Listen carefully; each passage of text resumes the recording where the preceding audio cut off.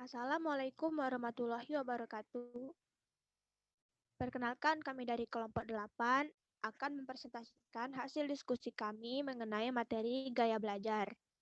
Sebelumnya, kami akan memperkenalkan dulu anggota dari kelompok kami. Yang pertama ada Febriandini Mutasya, yang kedua ada Irina Auliana Frin, yang ketiga Nur Atun Suryani, yang keempat saya sendiri Novia Kusuma Wardani, yang kelima Salsabil Rihadatul Aisi, dan yang keenam ada Zara Al-Humaira Basa. Baik, untuk materi yang pertama mengenai definisi gaya belajar akan disampaikan oleh Saudari Irina Auliana Frin. Kepadanya saya persilakan. Baiklah, terima kasih kepada saudari moderator. Baiklah, sebelumnya saya Irina Auliana Frin akan memaparkan mengenai definisi gaya belajar. Next.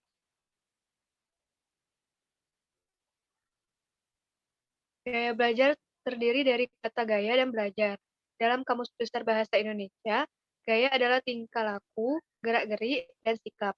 Sedangkan belajar adalah berusaha memperoleh kepandaian atau menuntut ilmu. Sehingga dapat disimpulkan, gaya belajar adalah kebiasaan yang mencerminkan cara memperlakukan pengalaman dan informasi yang kita peroleh. Next. Adapun pengertian gaya belajar menurut para ahli, yang pertama, menurut Bobby De Porter dalam bukunya Quantum Learning mendefinisikan gaya belajar, yaitu a person's learning style is a combination of how he or she perceives that then organizes and process information.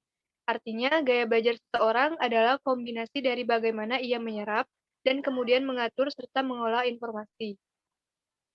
Yang kedua, menurut Kem dalam bukunya Tuti Rahmawati dan Daryanto yang berjudul Teori Belajar dan Proses Pembelajaran yang Mendidik, menyatakan bahwa gaya belajar adalah cara mengenali berbagai metode belajar yang disukai yang mungkin lebih efektif bagi peserta didik tersebut. Gaya belajar yang dimaksud adalah memahami metode-metode dalam pembelajaran itu. Sangat penting agar pembelajaran untuk peserta didik lebih efektif. Next. Kemudian yang ketiga, menurut Hamzah B. Uno dalam bukunya yang berjudul Orientasi Baru dalam Psikologi Pembelajaran. Gaya belajar adalah kemampuan seseorang untuk memahami dan menyerap pelajaran sudah pasti berbeda tingkatnya ada yang cepat, sedang, dan ada pula yang sangat lambat. Kemudian yang keempat, menurut Nasution dalam bukunya Berbagai Pendidikan dalam Proses Belajar Mengajar, yang dinamakan gaya belajar adalah cara yang konsisten yang dilakukan oleh seorang murid dalam menangkap stimulus atau informasi, cara mengingat, berpikir, dan memecahkan soal. Dan yang terakhir, menurut Adi W. Gunawan, pengertian gaya belajar adalah cara yang lebih kita sukai dalam melakukan kegiatan berpikir, memproses, dan mengerti suatu informasi. Baiklah, mungkin itu saja yang dapat saya sampaikan. Saya kembalikan kepada moderator. Terima kasih.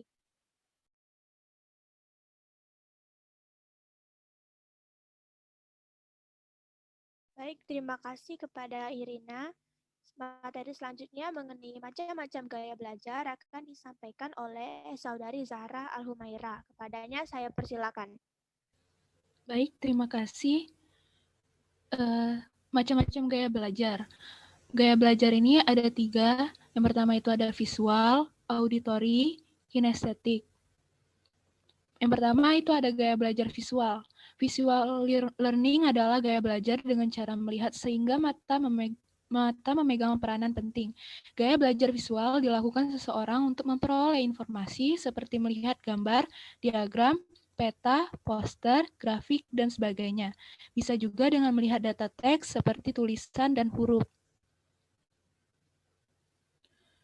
Lanjut, ciri-ciri dari gaya belajar visual ini yaitu lebih mudah mengingat dengan cara melihat, lebih suka membaca daripada dibacakan, rapi dan teratur, biasanya tidak terganggu oleh keributan, lalu mempunyai masalah untuk mengingat informasi verbal.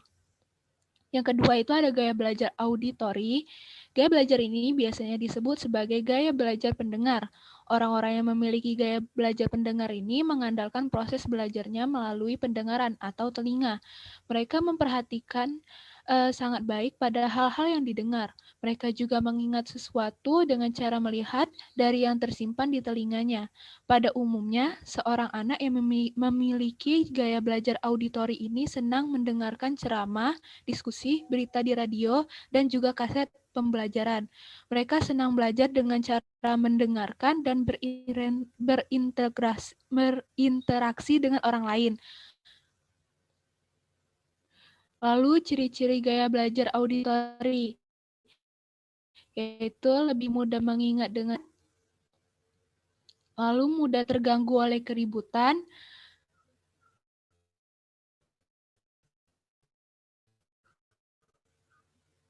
lebar. Yang keempat itu senang membaca dengan keras dan mendengarkan. Yang kelima itu menyukai musik atau sesuatu yang bernada dan berirama. Lalu ada gaya belajar kinestetik. Gaya belajar ini biasanya disebut sebagai gaya belajar penggerak. Hal ini disebabkan karena anak-anak dengan gaya belajar ini senantiasa menggunakan dan memanfaatkan anggota gerak tubuhnya dalam proses pembelajaran atau dalam usaha memahami sesuatu. Mereka memiliki kecenderungan lebih memahami tugas-tugasnya bila mereka mencobanya. Lalu, ciri-ciri gaya belajar kinestetik ini yaitu selalu berorientasi pada fisik dan banyak bergerak, berbicara dengan perlahan, belajar melalui memanipulasi dan praktik, tidak dapat duduk diam untuk jangka waktu yang lama, dan banyak menggunakan isyarat tubuh. Baiklah, saya kembalikan kepada moderator.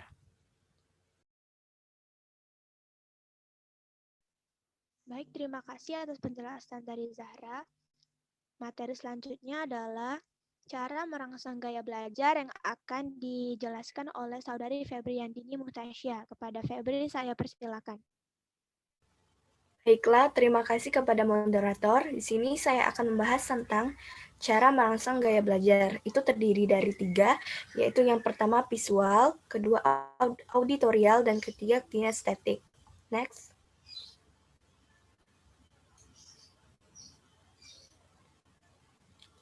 Gaya belajar visual. Yang pertama itu menggunakan kertas tulis dengan tulisan berwarna. Yang kedua menggantungkan grafik di dinding sekeliling ruang kelas yang berisi tentang informasi penting dalam materi. Yang ketiga mendorong peserta didik untuk menggambarkan informasi yang diterimanya dengan menggunakan peta pikiran, diagram, dan tulisan berwarna.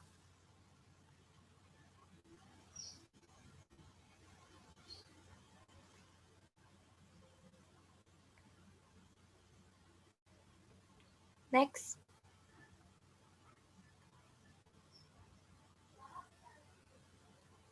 Yang keempat, itu membagikan fase-fase atau garis besar setiap materi pelajaran yang disampaikan dengan memberikan ruang yang kosong untuk menambahkan catatan. Yang kelima, memberikan kode warna untuk tiap-tiap materi yang hendak disampaikan, dan yang terakhir menggunakan bahasa yang dapat menciptakan visualisasi pada diri anak.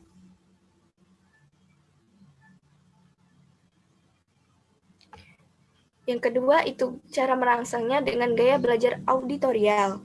Untuk yang pertama menggunakan variasi vokal yaitu ritme, volume suara, dan intonasi yang digunakan pada saat menyampaikan materi pelajaran. Yang kedua menggunakan pengulangan dengan cara meminta peserta didik mengulang kembali konsep-konsep kunci yang telah dipelajari.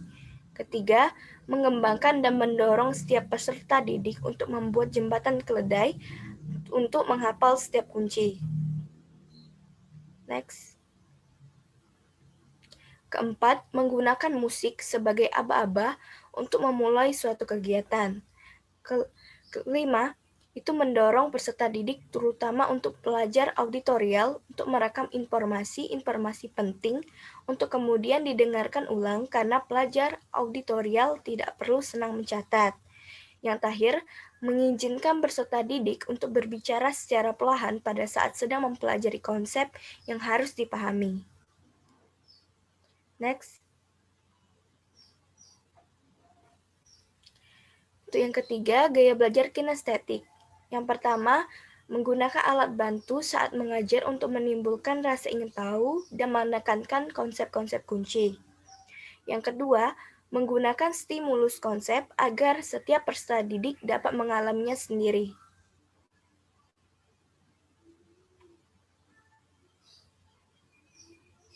Yang ketiga, mencoba berbicara dengan peserta didik secara pribadi setiap hari. Yang keempat, memperagakan setiap konsep yang diajarkan dan memberikan kesempatan kepada setiap peserta didik untuk mencoba mempelajarinya langkah demi langkah. Yang kelima, melakukan peran pendek dapat membantu peserta didik untuk memahami materi yang dipelajari.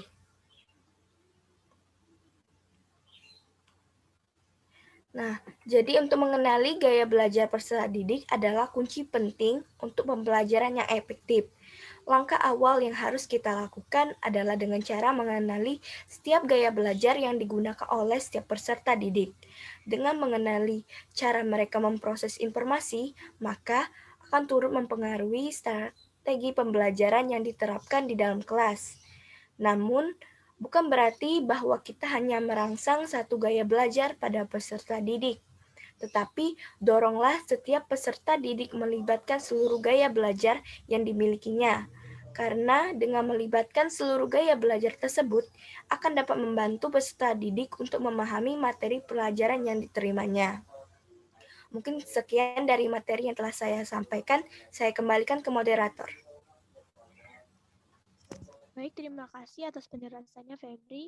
Untuk materi selanjutnya, yaitu materi faktor yang mempengaruhi gaya belajar, akan disampaikan oleh Saudari Nur Atun Suryani. Kepadanya saya persilakan.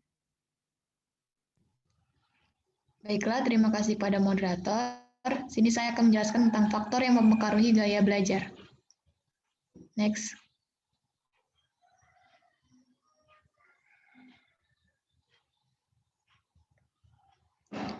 Menurut Rita Dun dalam Sugihartono 2007, pelopor di bidang gaya belajar yang lain telah menemukan banyak variabel yang mempengaruhi gaya belajar siswa, di antaranya yang pertama yaitu fisik, kedua emosional, ketiga sosiologis, keempat lingkungan.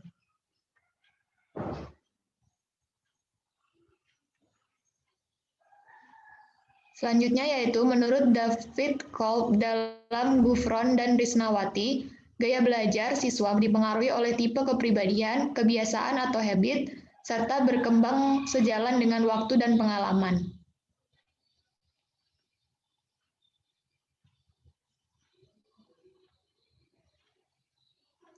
Berdasarkan faktor internal, yang pertama faktor jasmania, yaitu dibagi menjadi dua. Yang pertama kesehatan. Proses belajar akan terganggu jika kesehatan seseorang terganggu. Selain itu juga akan cepat lelah, kurang bersemangat, mudah pusing, mengantuk bila badannya lemah, kurang darah, ataupun ada gangguan pada alat indera serta tubuh. Kemudian yaitu cacat tubuh. Sesuatu yang menyebabkan kurang baik atau kurang sempurna mengenai tubuh. Cacat itu bisa berupa buta, setengah buta, tuli, setengah tuli, patah kaki, lumpuh, dan lain-lain. Keadaan cacat tubuh demikian juga mempengaruhi kegiatan belajar seseorang. Yang kedua yaitu faktor psikologis. Sekurang-kurangnya ada 7 faktor yang tergolong ke dalam faktor psikologis yang mempengaruhi belajar. Faktor-faktor itu adalah inteligensi, perhatian, minat, bakat, motif, kematangan, dan kesiapan. Yang ketiga yaitu faktor kelelahan. Kelelahan pada manusia walaupun susah dipisahkan tetapi dapat dibedakan menjadi dua macam, yaitu kelelahan jasmani dan kelelahan rohani atau bersifat psikis. Kelelahan jasmani terlihat dengan menurunnya daya tahan tubuh, sedangkan kelelahan rohani dapat dilihat dengan adanya kurang minat belajar, kelesuan dan kebosanan untuk belajar, sehingga minat dan dorongan untuk menghasilkan sesuatu hilang. Faktor kelelahan dalam diri seseorang berbeda-beda, oleh karena itu perlu cara atau gaya belajar yang berbeda.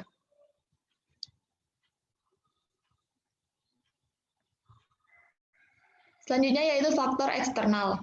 Yang pertama, faktor keluarga. Seseorang yang belajar akan menerima pengaruh dari keluarga berupa cara orang tua mendidik, relasi antara anggota keluarga, suasana rumah tangga, dan keadaan ekonomi keluarga. Yang kedua, faktor sekolah. Faktor sekolah yang akan mempengaruhi cara atau gaya belajar siswa antara lain metode mengajar, kurikulum, hubungan guru dan siswa, hubungan siswa dengan siswa, disiplin atau tata tertib sekolah, suasana belajar, standar belajar, keadaan gedung, letak sekolah, dan lainnya. Faktor guru misalnya, kepribadian guru, kemampuan guru memfasilitasi siswa, dan hubungan antara guru dan dengan siswa turut mempengaruhi cara atau gaya belajar siswa. Yang ketiga yaitu faktor masyarakat. Masyarakat merupakan faktor ekstern yang juga mempengaruhi terhadap gaya belajar siswa. Faktor-faktor masyarakat yang mempengaruhi cara atau gaya belajar siswa meliputi kegiatan peserta didik dalam masyarakat, media sosial, teman bergaul, dan bentuk kehidupan masyarakat. Baiklah, sekian penjelasan dari saya. Saya kembalikan kepada moderator. Baik, terima kasih atas penjelasan dari Nur Ratun Suryani. Untuk materi terakhir mengenai pentingnya mengetahui gaya belajar akan disampaikan oleh Saudari Salsabil Rihadatul Aisy. Kepadanya saya persilakan. Baik, terima kasih kepada moderator. Di sini saya akan menjelaskan materi tentang pentingnya mengetahui gaya belajar. Yang pertama, guru. Dengan mengetahui gaya belajar peserta didiknya, guru bisa memilih metode mengajar dan media pendidikan yang cocok bagi peserta didiknya. Dalam hal ini dituntut kreativitas guru dalam memvariasikan metode mengajar dan dalam hal ini pemilihan media pendidikan. Dengan demikian, diharapkan perbedaan gaya belajar di antara peserta didik mampu diakomodir dengan baik. Bobby de Porter dan Hernanski menyebutkan bahwa mengetahui gaya belajar yang berbeda telah membantu para guru dimanapun untuk dapat mendekati semua atau hampir semua murid hanya dengan menyampaikan informasi dengan gaya yang berbeda-beda. Next.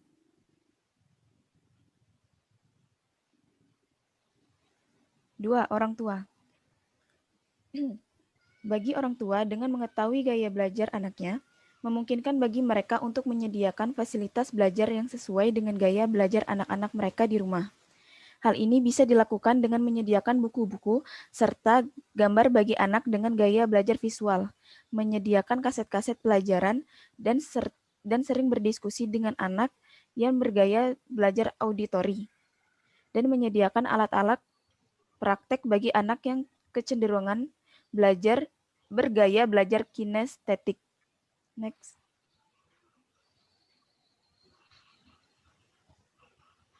Tiga, peserta didik. Dengan mengetahui gaya belajar sendiri, peserta didik bisa menciptakan suasana yang disenanginya untuk belajar. Apakah itu dengan menyetel musik, berdiskusi dengan teman atau orang tua, dan lain sebagainya. Dengan demikian, diharapkan motivasi belajar peserta didik bisa meningkat. Sekian penjelasan dari saya kembalikan ke moderator. Baik, itulah presentasi dari kelompok kami mengenai gaya belajar. Sekian dari kami. Wassalamualaikum warahmatullahi wabarakatuh.